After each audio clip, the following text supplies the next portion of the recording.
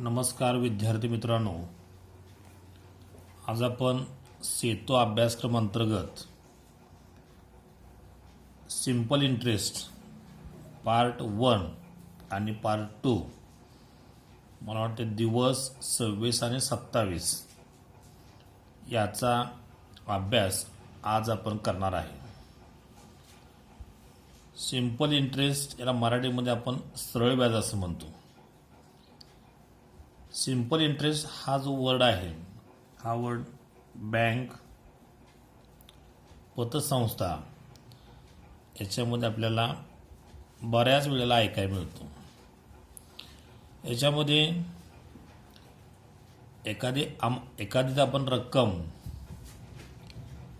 कर्जावर घेतली किंवा बँकेमध्ये ठेवली, या दोन्ही ज्या अमाऊंट आहेत,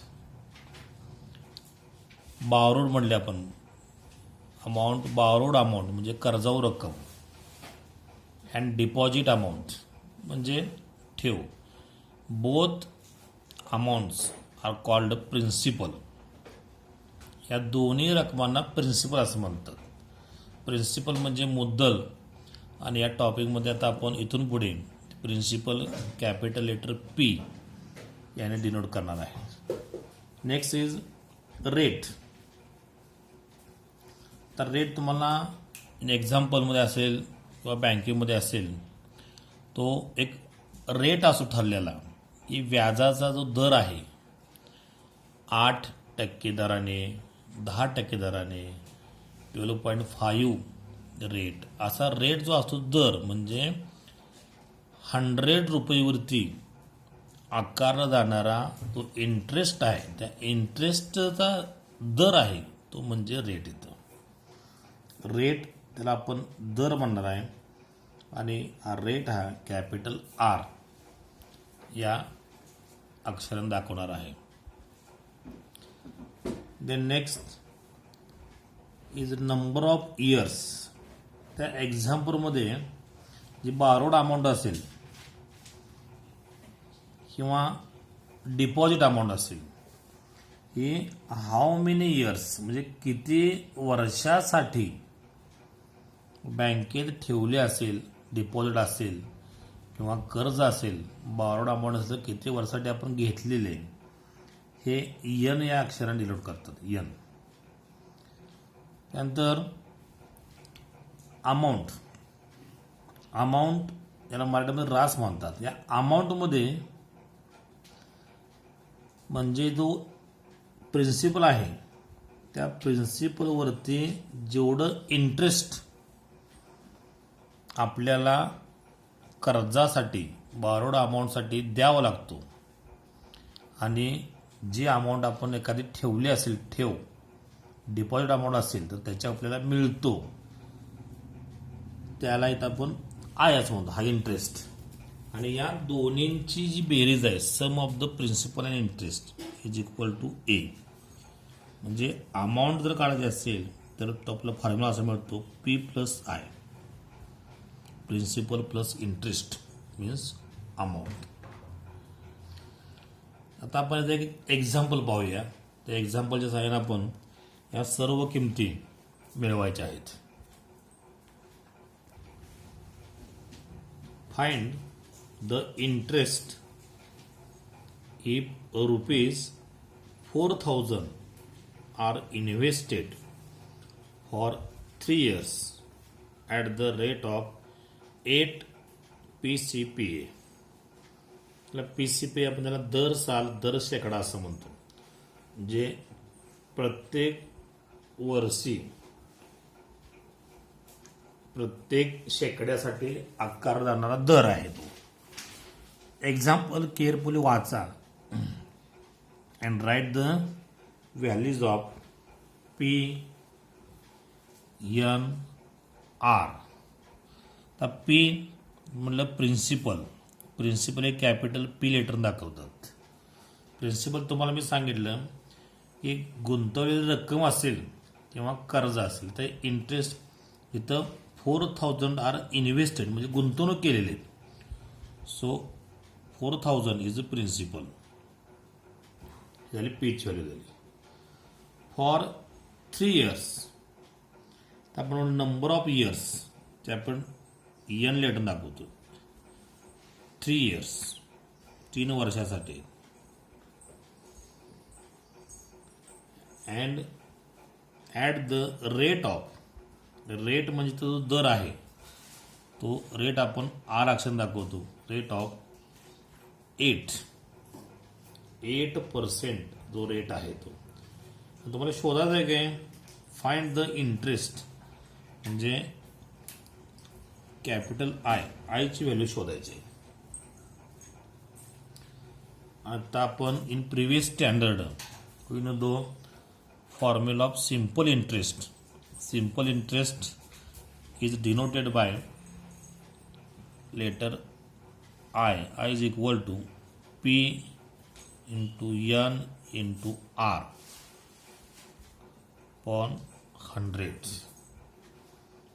हा इंटरेस्ट फाइंड आउट करण्याचा फॉर्म्युला आहे. त्याच्यामध्ये व्हॅल्यू पुटअप करा. I इज इक्वल टू, इथं आपण व्हॅल्यू लिहित, पी ची व्हॅल्यू जी आहे ती 4000 आहे. N आहे 3 years 3 आणि रेट जो आहे तो आहे 8/100. हे 2020 नाहीसे होतील, कॅन्सल होतील. I is equal to 40 into 3 into 8.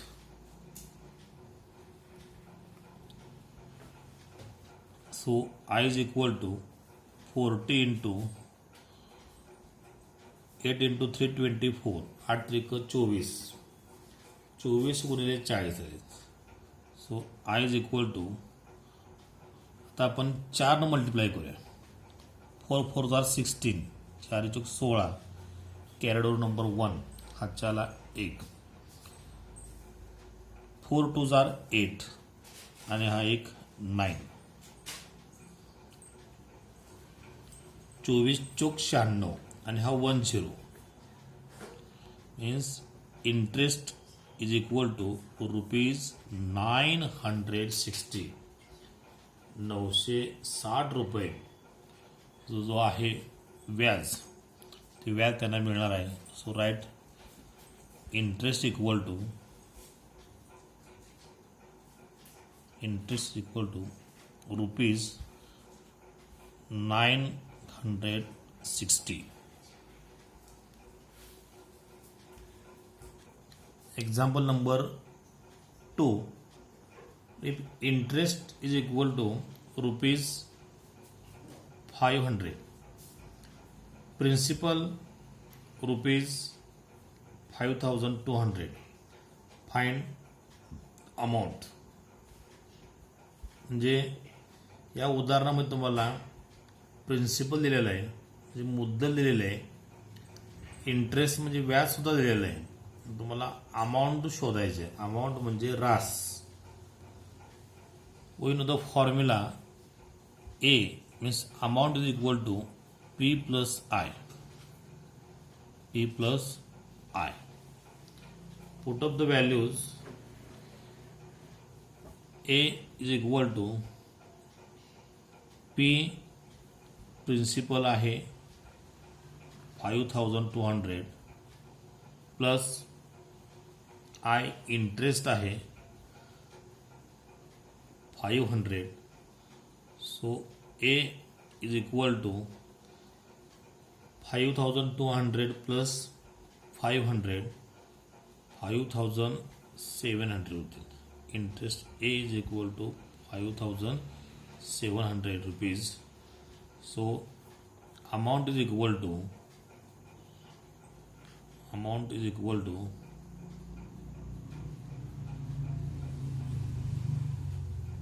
rupees 5,700.